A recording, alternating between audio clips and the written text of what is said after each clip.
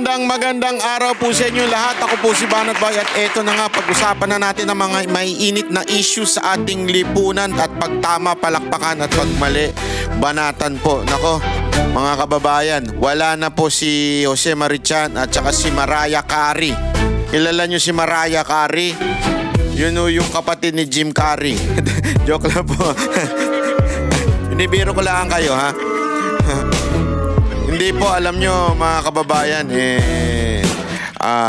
yung nangyayari sa Pilipinas, tila na parang nawala na yung kaligayahan sa Pasko. Kasi alam nyo mga kababayan, naalala ko talaga, Nobyembre pa lang, talagang ang saya-saya na sa Pilipinas kasi Pasko. Yan nga yung sinasabi nga, di ba nila na basta sumapit ang bear, simula na ng Pasko sa Pilipinas. Tama, mali, di ba? Kaya nga, yung iba nating mga kababayan, mga nakatira na sa ibang bansa, pagka Disyembre, talaga namang nauwi sila dahil iba talaga ang Pasko sa Pilipinas. Napakasaya.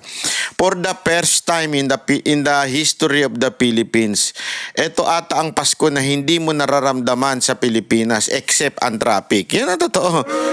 Di ba?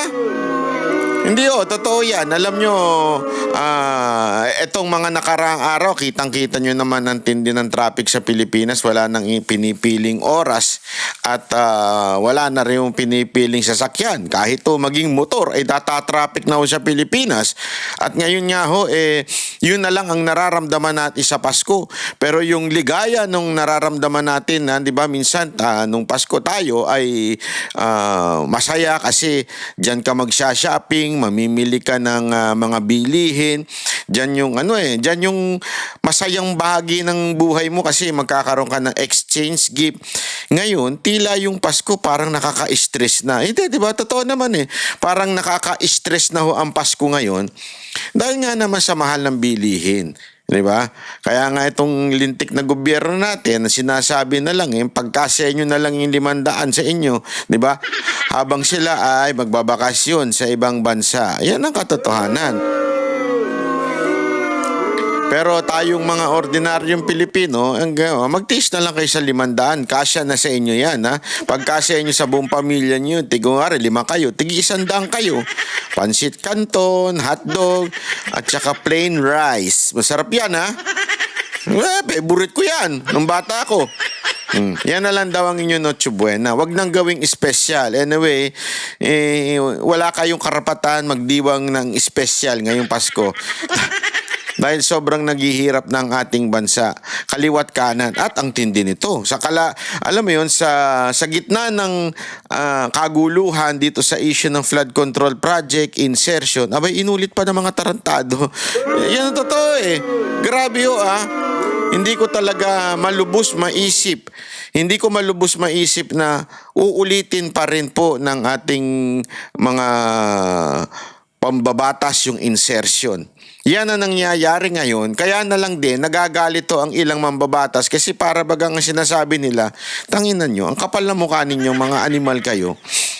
Yan na nga yung naging issue, kaya nagkaloko-loko tong Pilipinas, kaya yung speaker natanggal at yung committee chair ng appropriation, hindi na makabalik dito dahil sa lintik na most corrupt budget in the history of the Philippines. Ladies and gentlemen, in the history of the Philippines. Sa bagay. Hindi, sa bagay. Sa Guinness of Record, most corrupt president nun, di ba? Walang iba kung hindi ang pamilya ng Marcos. O ngayon, most corrupt budget pa rin, di ba? Kaya talagang like father, like son. Hindi po ako nagsabi niyan, Actually, pinabura nga nila yung sa Guinness World Record pinabura nila. Hindi nyo na makikita sa website. Pero, hindi madideny yan. Kasi, pag i-research nyo talaga sa social media, talagang nakaukit na yan. At ibinalita. Maaring mabura nila yung record, pero ibinalita na po yan kaliwat kanan. Mantakin mo, most corrupt. Tapos ngayon, uulitin pa talaga, di ba? Kung hindi nga naman kapal ng mukha. Inulit nila yung pagiging kulangot nitong presidente natin. Tapos mantakin mo eto Pagkatapos niya sinabing mahiya naman kayo at alam naman natin kung sino yung mga tinutukoy niya, siguro kasama yung sarili niya. Aba, inulit pa rin nila yung ginawa nilang katarantaduhan noong 2025. Grabe talaga. Ibang level. Alam mo, kung merong mga mas makapal pa mukha, wala na talagang papantay sa kapal na mukha nitong BBM na to. Hindi, walang biro Wala na talagang papantay sa kapal ng mukha nitong BBM na to. Yan ang, ewan ko. Kasi, alam mo yun, hindi pa nga nare-resolve yung issue. Hindi pa naaayos yung issue tungkol dyan. Wala nga nakukulong. Kahit nangako pa sila na may makukulong. Wala nga nakukulong. Tapos, uulitin pa rin nila.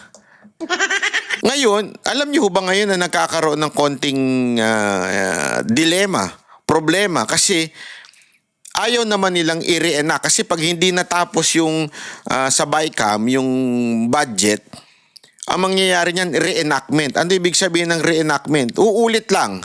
Ulit tayo. Ulit tayo dun sa nakaraang budget. Ang problema nga, 'di ba mga kababayan, yung nakaraang budget ay the most corrupt budget sa buong kasaysayan ng Pilipinas. Tapos uulitin lang, di ba? Doon talaga nakakaloko Doon yung nakakaloko. Ngayon, nung pinupunan ng isang senador, si Loren Legarda, na parang sinasabi niya yung NEP. At tandaan mo na natin yan. Pag NEP, National Expenditure, yan po ay program, yan po ay nanggagaling mula sa executive. DBM, nanggagaling yan sa Department of Budget and Management. Parang sila yung nag-uusap-usap. Ayusin natin yung budget, ito na budget. Ipapasa ngayon ito sa Kamara at saka sa Senado, sa mga mambabatas, yung legislative. Pagkapasa doon, aayusin yung budget. Dapat, ang sinasabi ni Senator Loren Legarda ay dapat wala nang babaguhin. O kung may baguhin man, hindi yung napaka-minimal na lang. Ang nangyayari ngayon, nandiyan na naman yung mga insertion. Ito, panoorin natin ito. Napaka-importante yun ito. Tapos, alam mo, sana ko busit na busit. Hindi doon sa mga congressman.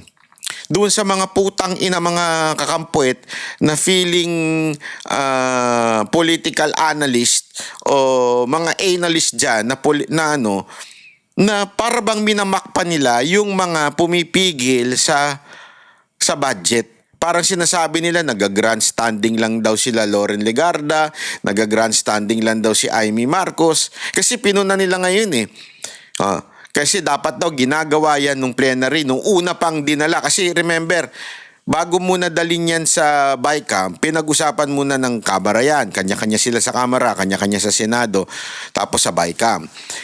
Tapos ang sinasabi nito mga tarantadong mga kakampuit na ito, itong mga baklang political analyst nila, sinasabi nila nag-grandstanding lang daw yung nagtatanong ng mga senador. Ang hindi nila maintindihan yung insertion, hindi naman nanggagaling doon sa House o nanggagaling dito sa Senate. Nagigets nyo? Doon, malinis-linis pa kahit pa paano. Nagkakaroon ng insertion doon sa BICAM. Doon nagkakaroon ng pagluluto, magic dyan sa BICAM. Diba? As a matter of fact, pinaliwanag nga ng isang congressman, si Tiangco, aside from doon sa BICAM, may niluluto pa yung small committee. So therefore, valid yung mga sinasabi ng ibang mga senador na pinupuna nila ngayon. Kasi ngayon lang pumapasok yung mga katarantaduhan ng mga congressman at ng ilang mga opisyal ng gobyerno. Doon pa lang pumapasok yung insertion. Nagigets nyo ba? Sa BICAM. Kaya hindi na nila napuna nung plenary. Nung sa kanya-kanya. Hindi na nila napuna kasi nga wala pa doon. Etong mga kakampuit, hindi ko magets. Hindi ko talaga magets. Ang sarap talagang dunggulin itong mga to. Hindi ko magets. Bakit nagagalit sila na kini-question yan? Nagagalit sila na bakit daw tumatagal. Abay, naturalmente, kailangan talagang busisiin dahil dyan nagkakaroon na magic sa BICAM. Ewan ko baka talagang, kasi, ano sa kanila anything that somehow would alam mo yun, would make the image o sabihin na natin, sumama ang imahe ng presidente, ipagtatanggol nila. Slight lang. Kunwari, sasabihin nila hindi nila kampi si Marcos. Wala ka nga maririnig dyan sa mga bayot na mga political analyst na yan. Wala kang maririnig dyan na Marcos resign. Halata eh. Alam mo yung style nyo bulok. Sa totoo lang ha, yung style ninyo na kunwari anti-corruption kayo pero ang totoo anti-Duterte kayo at ayaw nyong bumaba si Marcos o ayaw ninyong wala silang ma-pinpoint kung sino talaga may kasalanan. Basta sa kanila, isang may kasalanan dyan, si Duterte. Yung the rest, bahala na si Batman. Hindi nila pupuntiryahin si Marcos, hindi nila pupuntahin si Romualdez. Ang mga pupuntiryahin lang nila yung mga katulad nila Zaldico, yung mga maliliit na mga hindi naman I know nagkasala si Zaldico. Ako I believe in my heart na talagang meron siyang kinalaman diyan kasi pabaya siya. Maaring itanggi niya na meron siyang natanggap. Pero the mere fact that you are the chair of the Committee of Appropriation, ibig sabihin nun, pinabayaan mo. So may dapat ka talagang panagutan. Kahit i-deny mo pa na wala kang natanggap, may pananagutan ka dahil pinabayaan mo. At sinabi niya, inutusan daw siya. Tama, mali? Di ba? Still, kung inutusan ka, kung alam mong mali, bakit mo sinunod? Tama, mali? Ay, halimbawa, meron akong inutusan. Nakawin mo nga yung bisikleta sa kapitbahay natin kasi lagi nakaharang sa paradahan ko. Halimbawa, ganun. Di ba? Tapos, yung nagnakaw, nung nahuli siya, sinabi niya, yung inutos lang sa akin ni Banatbay. Gagoy si Banatbay. Hindi pwedeng ganun. May pananagutan ka. O kahit hindi ikaw ang kumuha, kunwari ikaw naman yung security guard ng subdivision. Di ba? Kasabihan ko nga yung security guard ng subdivision o ng condominium. Pag ninakaw na nung wag nyo nang pupunahin ha. Utos ko yan. Kung hindi sumunod yung guard, sabihin na natin hindi siya yung mismo nagnakaw. Basta nagpikit mata siya at pinabayaan niya, meron pa rin siyang pananagutan. Ganon yung kay Zaldico. Pero, dapat, talagang sumagot dyan, yung nag-utos. Nakakapagtaka lang dito sa mga bayot na political analyst na mga kakampwet. Hindi mo maririnig sa kanilang pinupuna si Romualdez. Hindi mo maririnig sa kanilang pinupuna si BBM. Pero makakampwet to ha. Bakit? I don't know kung ganun lang talaga ang init ng ulo nila sa mga DDS o di kaya sa mga Duterte. Feeling ko mga mga butt hurt. Alam mo yung butt hurt? yung mga iyakin. Napikon sila kasi galit ang tao sa kanila, mga Duterte supporter galit sa kanila noon. So ngayon, naghahanap sila ng, ng pambawi. Tangina, gusto na mapalitan si BBM para pumalit si Sara Duterte. Wala kaming pakialam kahit kainin namin yung suka namin, basta kayo mga DDS galit kami kasi napikong kami sa inyo noon. Tinalo nyo yung aming mga kandidato, nagmukha kaming tanga sa inyo. Di ba? Mga pikon niya mga yan eh. Sa totoo lang, pikon. Alam mo, tindi nga ng banat ni Jack. Kilala niyo si Jack? Hindi niyo kilala yun, yung Amerikano. Si Cole. Hindi niyo kilala yun, si Jack Cole?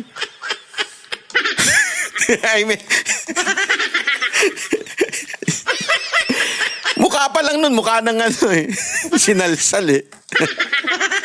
Pasmado yung bunganga nung anima. Si Jack, yung ganon. Di ba?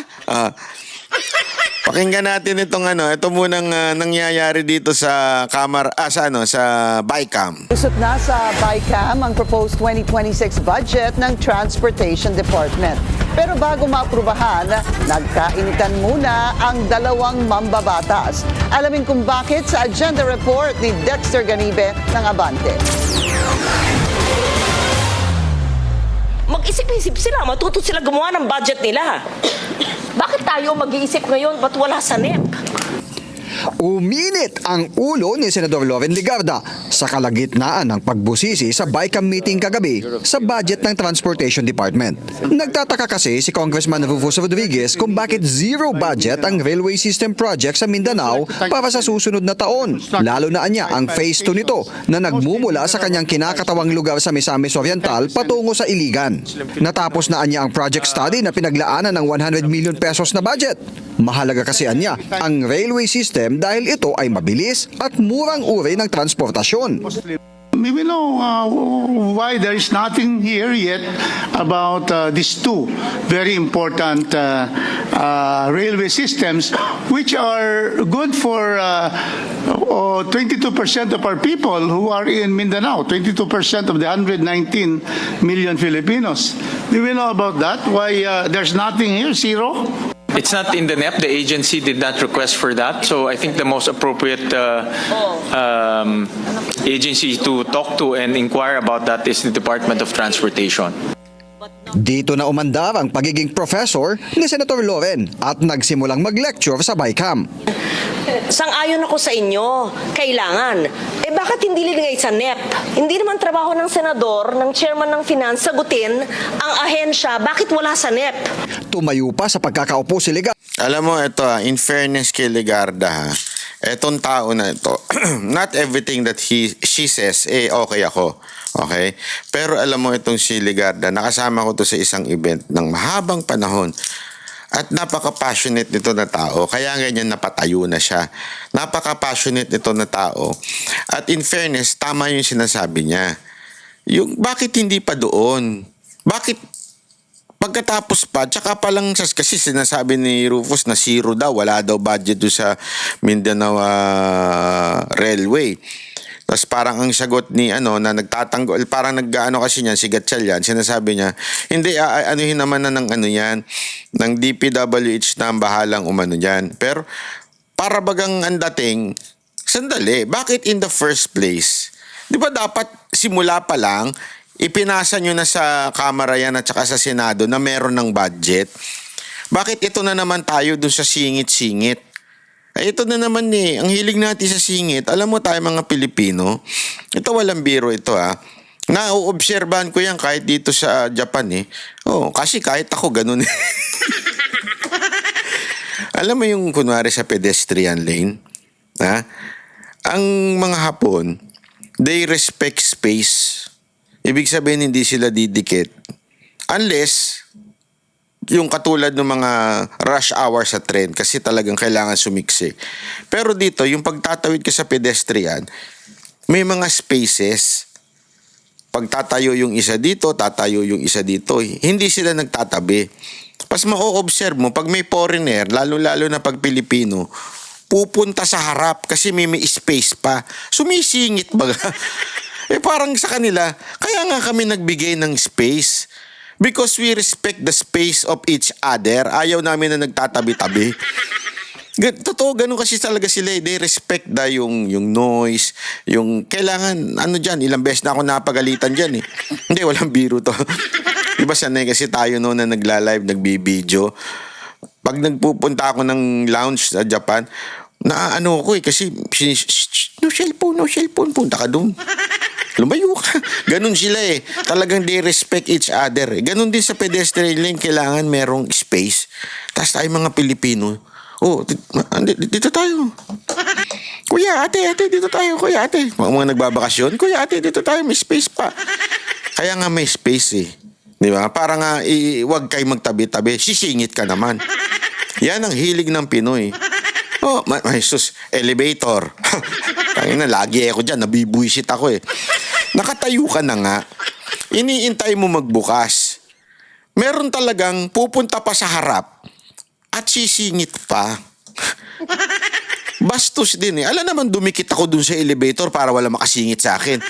Gaganon kasi elevator, wala na sisingit nakatutok na ako. Diba siyempre medyo malayo-layo ka. Kasi siyempre para makadaan yung lalabas, meron pa rin talagang sumisingit. Alam niyo yan sa MRT, di ba? Hindi nagbibigayan. Alam mo dito, siksikan man, pero nagbibigayan sa tren nila, O, siksikan sila, pero hindi sisingit. Nakapila, kahit walang mumamando dun. Kasi sa atin, may nagmamando na sumisingit pa eh. Doon, walang nagmamando. Yan ang ugaling Pinoy na bit-bit hanggang sa budget. Doon nagpapahabol. O, ito, singit mo naman to para hindi mahalata. Ang ginagawa nila, sa ending part na nila isinisingit. Mantakin mo, BICAM na to, wala pa yung amount. Para bagang sinasabi, pagka ayusin na lang natin yan sa small committee na lang, wag na dito. Yun nga nagkakaproblema. Kung ako lang ang tatanungin, ito honestly kung ako lang ang tatanungin, dapat ang budget, tapos na sa NEP pa lang. Wala ng amendments, wala ng insertion. Although, nasa kasi, ewan ko kung sabi kasi nila nasa batas daw yung the Congress or the House and the Senate may amend the budget. Alam mo yung provision na yan sa ating batas na may amend, diyan nagkakadalihan. Kasi yung amendment na yan is a beautiful word. From the root word pork barrel, from the root word PDAF, from the root word insertion. Yan ang totoo. Gets nyo ba? Kasi pag nagkasingit-singit, diyan na magkakadalihan. Diba? Kaya nga, di ba, halimbawa lang sa mga dokumento, lalo na, dahil alam natin yan sa LTO, di ba? Pagka pasa-pasa, pagka picture mo doon sa kabilang window, lahat ng window pupuntahan mo para ka nagwi-window shopping, di ba? Parang ganoon So, pagpunta mo doon, ipapasok. Pag merong 100, 200, isisingit ngayon doon sa taong nandoon. Yun yung style na para mapabilis yung papel mo.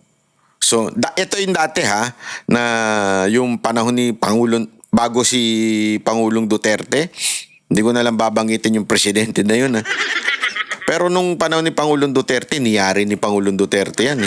True to God Ewan ko kung bumalik ngayon yung sisingitan yung papel para iuna ka na i-type.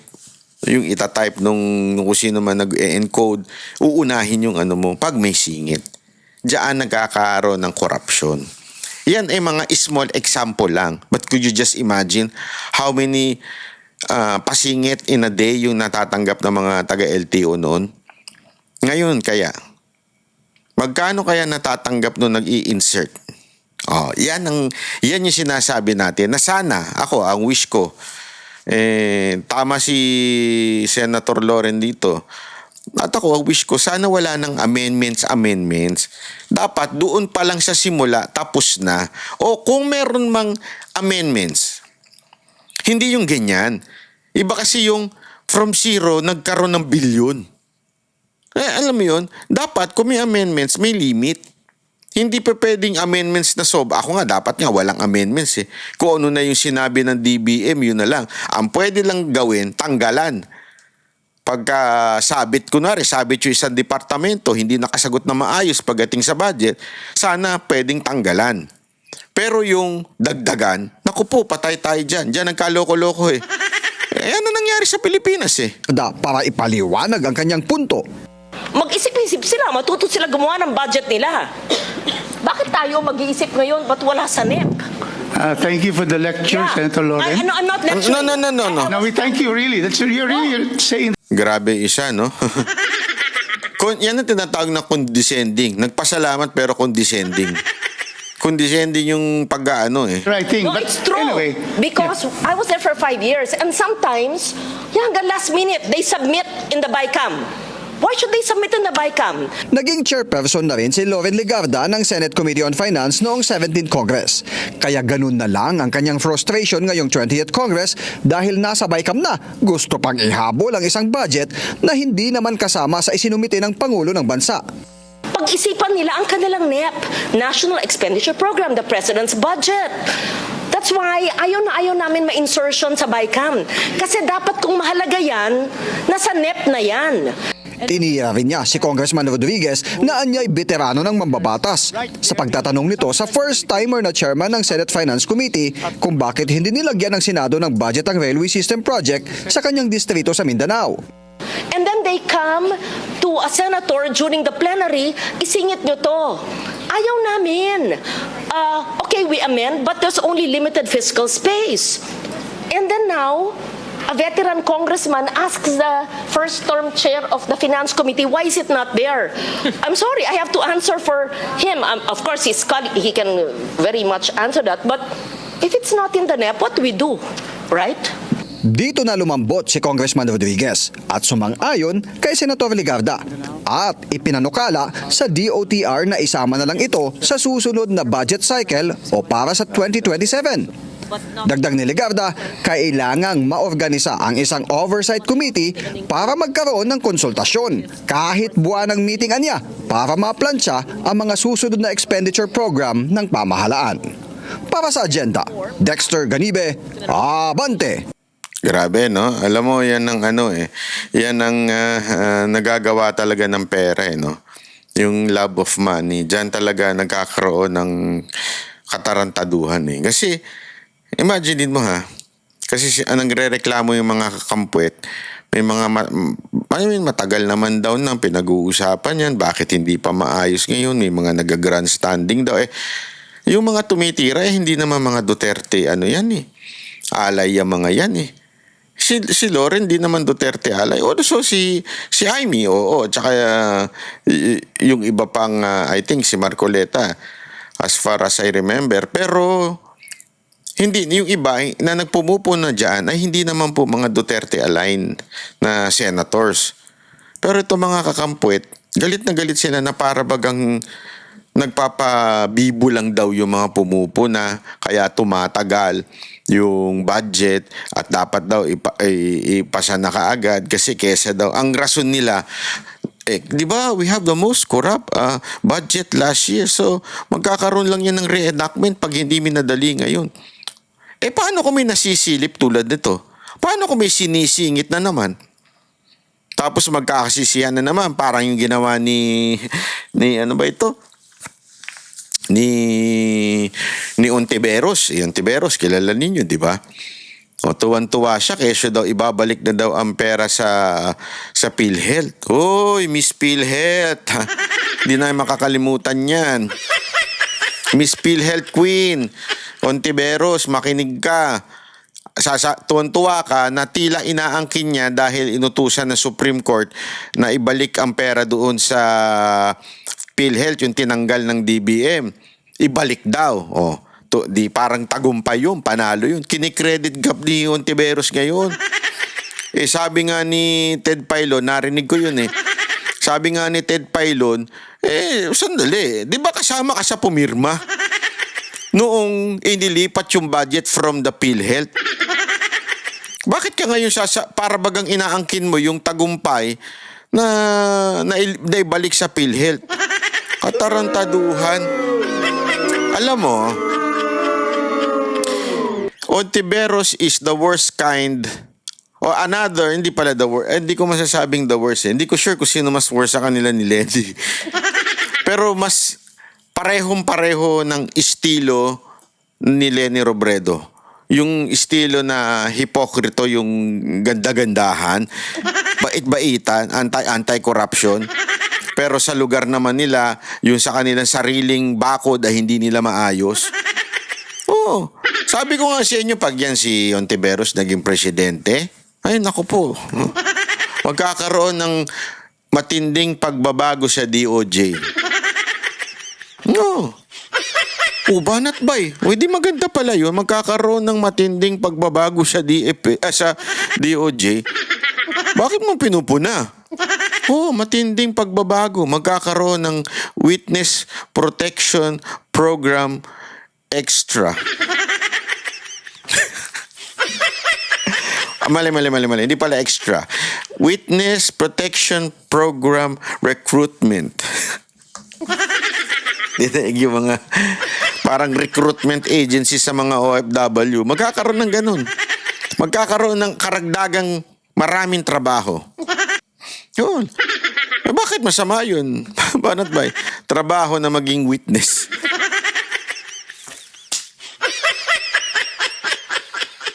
Yan ang sa tingin kong magiging siste dyan eh. Sa totoo lang, pag naging presidente yan, the worst yan eh. Yan yung ano eh, iba yung sinasabi sa ginagawa. Oo, di ba yung linis-linisan pero meron naman palang Itig ako na mabanggit yung pangalan ng best friend ni Rowena Guanzon. Di ba yung linis-linisan pero pumapatol sa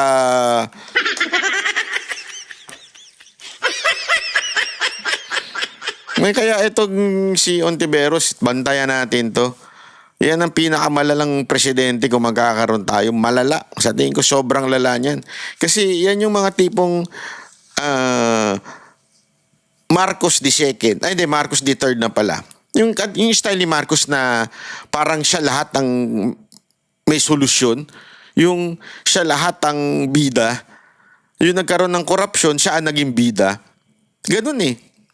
Pero siya naman, nagsimula naman yun sa kanyang sariling departamento, sariling branch. Yung budget na pinaka-corrupt, saan ba nagsimula yun? DBM, saan na nag-ending? Sa kanya.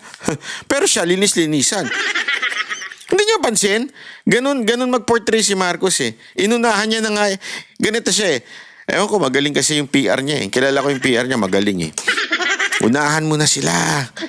Unahan mo na. Banatan mo na yung mga congressman. Mahiya naman kayo. Ikaw yun eh. Paano naging sila? Eh, sa'yo nagsisimula ang budget, sa'yo rin nagtatapos. Ang nag-i-implement ng budget, walang iba kung hindi yung ahensyang nasa ilalim mo, tapos sasabihin mo, mahiya naman sila. Ganyan na ganyan sa tingin ko magiging galawan nito ni Ontiveros. Oh, walang biro. Ganyan na style. Yung malinis tignan. Hindi pala malinis tignan. Nagmamalinis tignan. Nagbabait-baitan tignan. Pero ang katotohanan ay wala po talagang sablay na sablay. Yan ang totoo.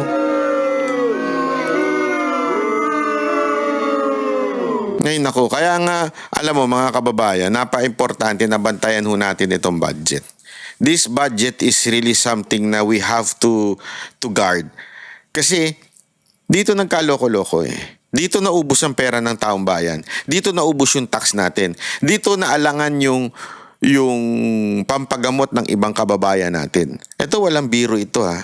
Ang dami ho ngayon, kinikwento sa akin. Actually, iba nga humihingi pa sa akin. Wala naman ako maibigay. Ang dami ngayon na hindi na tumigil yung kanilang, anong tawag dun? Hindi sustento eh. Tumigil yung pagpapagamot nila dahil wala na daw budget ang PhilHealth. Ganun katindi. Alam mo yun, parang, wow, ang lupit naman. Paano mo maaatim yun? Paano ka makakatulog nun?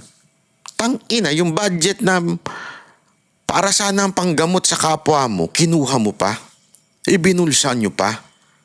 Tandaan ninyo isa yan sa pinagkuhanan. PhilHealth. Tinanggalan ng budget para may maibulsa yung mga animal na magnanakaw ng mga congressman at yung mga pinuno natin sa Pilipinas. Hindi ko talaga maaatim yun eh. Na parang grabe naman. Pangalawa, hindi lang yun. Pati yung Philippine Deposit Insurance, PDIC, yung tandaan nyo, 100 billion ang tinanggal dun. So pag nagkaloko-loko ang mga bangko, pag nagkaloko-loko ang institusyon pagdating sa pera, hindi masasalo ng insurance. Bakit? Kasi from 400 yun I think for 400 billion. Kasi parang yun kailangan may pondo. Ready sumalo. Ginawang 300. Tapos inilipat yung 100 billion na yun sa unprogram. Saan ka? Which is yung unprogram na yun saan ginamit? Sa GOES Flood Control Project. So naalangan tayo, walang gagamitin o mababawasan na matutulungan kung sakasakali nagka-bankrupt ang mga bangko, walang may bibigay sa tao. Bakit? Wala, binulsa eh. Tanginan yan, gago talaga eh. Sabi ko nga sa inyo, napakagago ng gobyerno na to. Itong gobyerno na walang puso. Eh, ganun talaga. Pagka ang namumuno ay...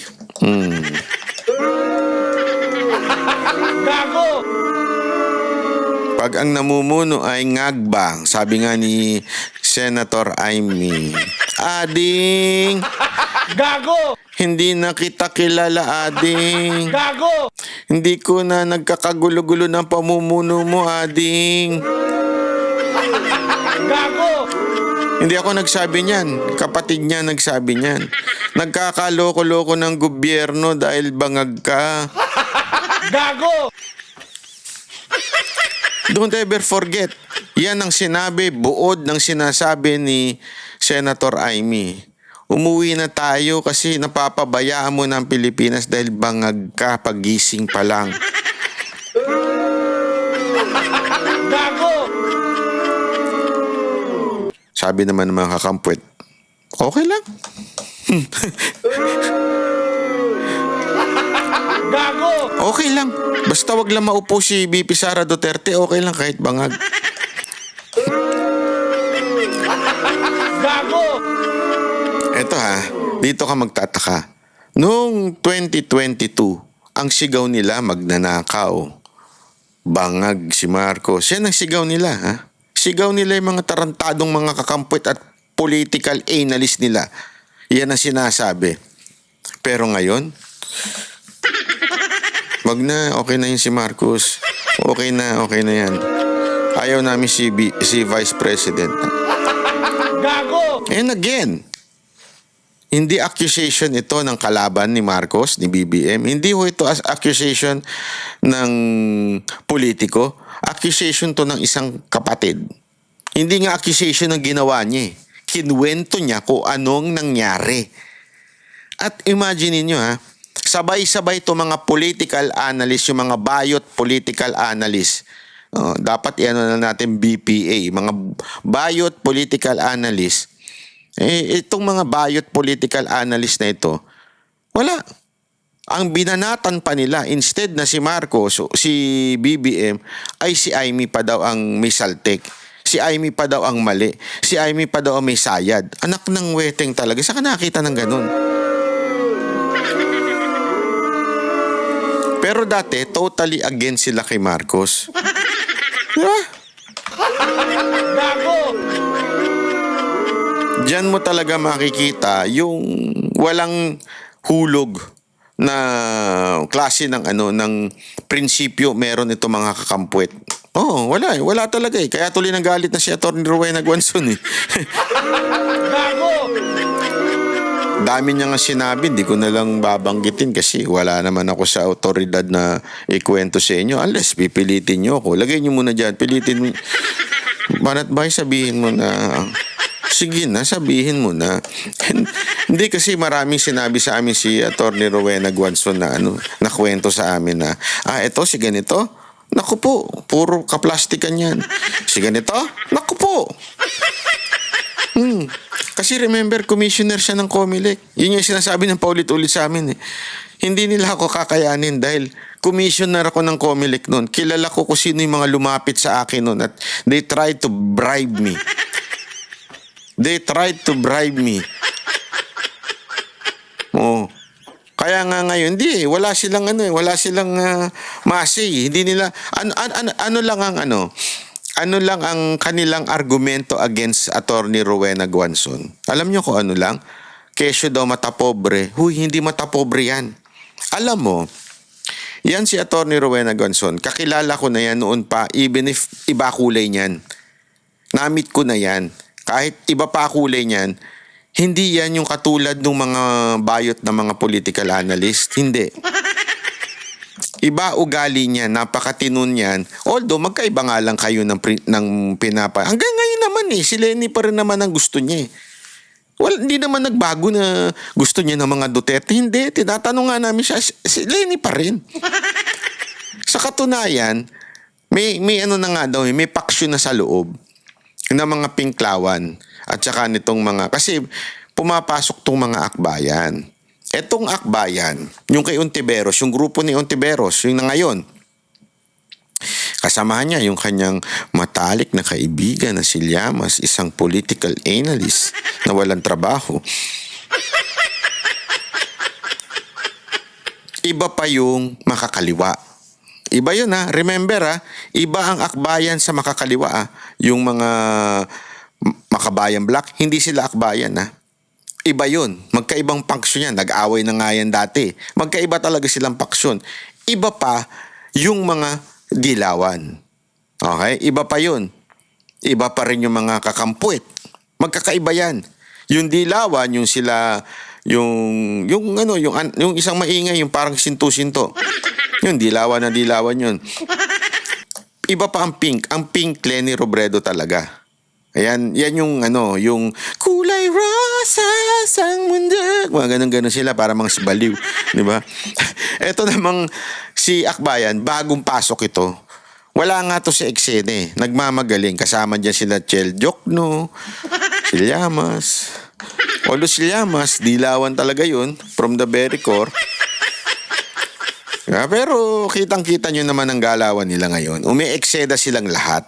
Pero wala namang walang uubra eh. Tapos 'di ba, ngayon meron pang pautot to si Palsis. Nakita niyo yung ni Palsis na parang bata, hinahamon niya ng debate si Atty. Guanzon. Tapos ang sabi niya, pag hindi ka pumatol, ibig sabihin yung itsura ni Palsis, yan yung talagang pag nakita ko yan, nako, papanalangin ko yan. Ililehans ko. Nilehans na ba huwag ganun banat. Itsura kasi niya talagang itsura ng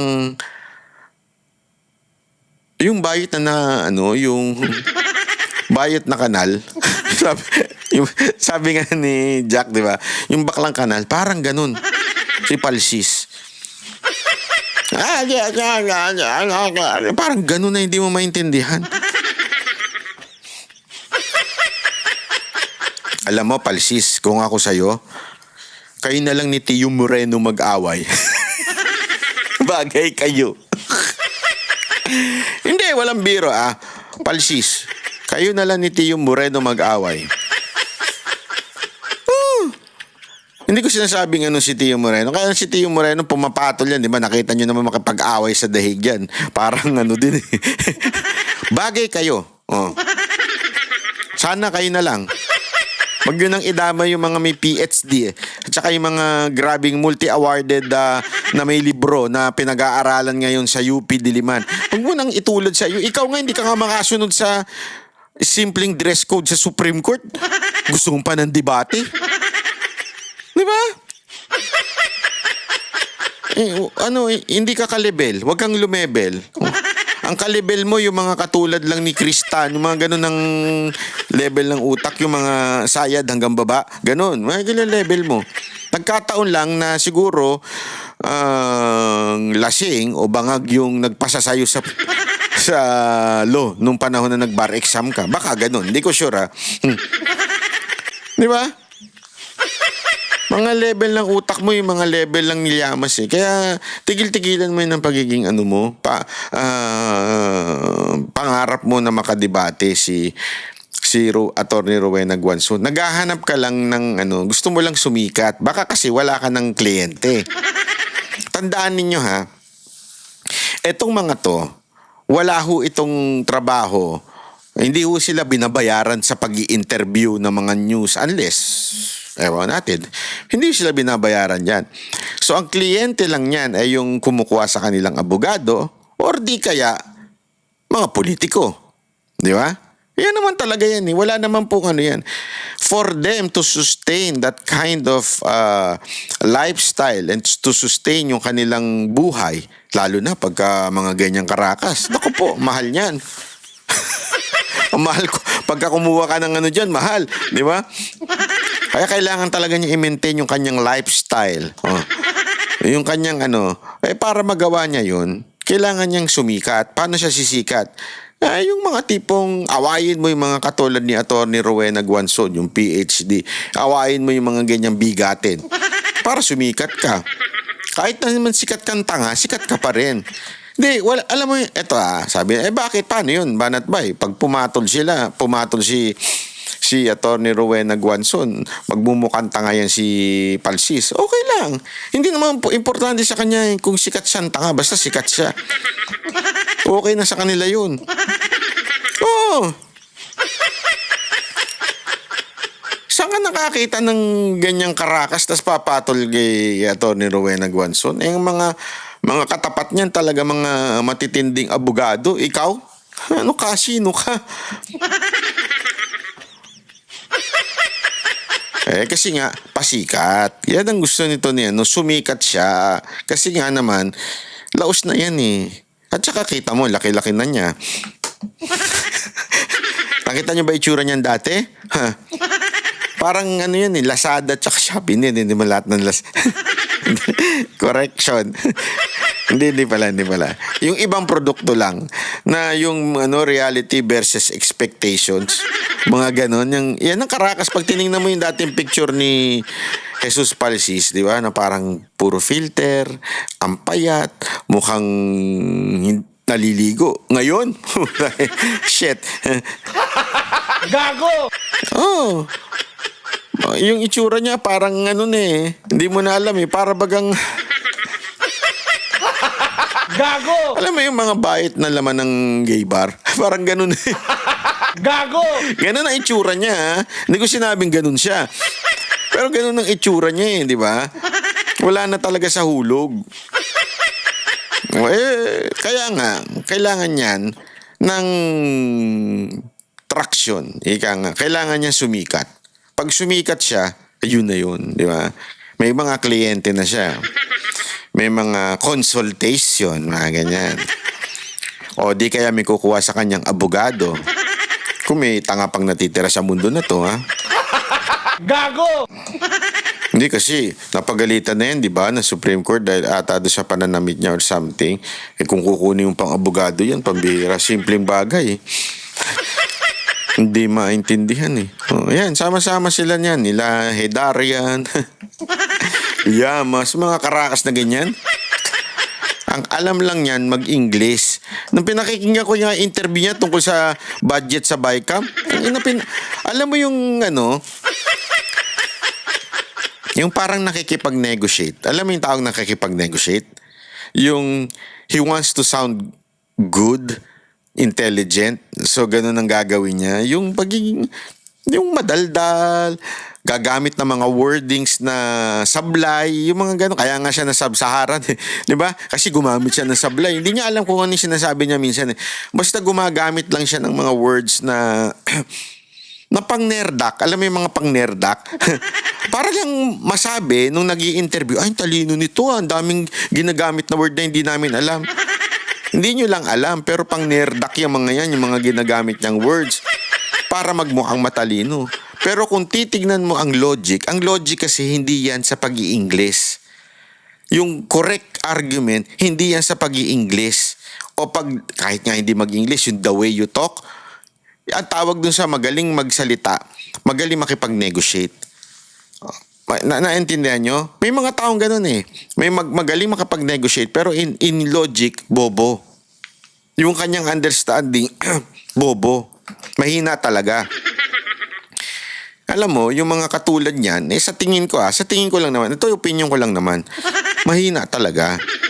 Magkataon lang talaga na magaling mag-English kahit minsan madalas sa pinupunan nila sa sto na malimali English niya. Pero gayon pa man, maraming naloloko yung mga yan sa pag-i-English nila mo ng mga Pilipino. Pag nag-English, putang ina, matalino yan, shit, hayop. Kasi pag hindi mo pasensya na mga Pilipino pag hindi mo masyadong kabisado, nabibilib ka. Pagka hindi ka masyadong magaling mag-English, nabibilib. Marami sa atin, kasama na ako doon, hindi magaling mag-English. So pagka may narinig na magaling mag-English, wow, galing nito, matalino to. Kasi hindi mo lang naintindihan. Kaya mukha ng matalino. Pero kung patagalugin mo yan, pa-explain mo yan sa kanya, step by step, ano yung mga yun, tingnan mo, mali-mali ang sasabihin yan. Parang si Marcos. Kanya si BBM, galing lang mag-English. Hindi, totoo naman, di ba? Si Marcos magaling lang mag-Ingles pero grabe ho ang logic nun. Mana sa kanyang anak. Pareho sila. Masakit sa puso nun, ano? Gago! Baka nga mas matalino pa ng konti yung anak niya. Gago! Pakita niyo may magbukas lang ng pinto, hindi pa alam. Gago! Ay nako. Anyway. Ito ang ating Panoche Buena. Oh, walang tugtog. Hoy. Tumugtog ka. Bakit ayaw tumugtog? Wait lang, chot tomate. Ayaw niya tumugtog ah. Huh? Nawala yung tugtog. Oh, anyway, may Panoche Buena pa naman sana tayo na 500 pesos sa mga... Bakit nawala ito? Hala ka. Bakit ganun? Maya mo na kung ayaw niya. Oh, anyway, baka yung volume. Chotomate. Panoche, wala din eh. Wala. Anyway, ang ating question of the day para sa Panoche Buena ni Banat Bay. Ano ang tawag doon sa palusot nila na ang pinaka-ibig lang naman sabihin nun ay pork barrel, insertion, at saka PDAF. Ngayon, anong tawag doon? Yun. Yan ang tinawag nung insertion queen. Nung nakitang meron siyang napakadaming insertion, ang sabi niya, hindi yan insertion. Tut yan. Ano yun? Okay. So mga kababayan, yan po ang tanong. Unang 3 sasagot ng tama ay magkakaroon ng 500 each. Maraming salamat po. Palakpakan. Kita-kita uli tayo bukas. God bless everyone. Ako po si Banat Bay.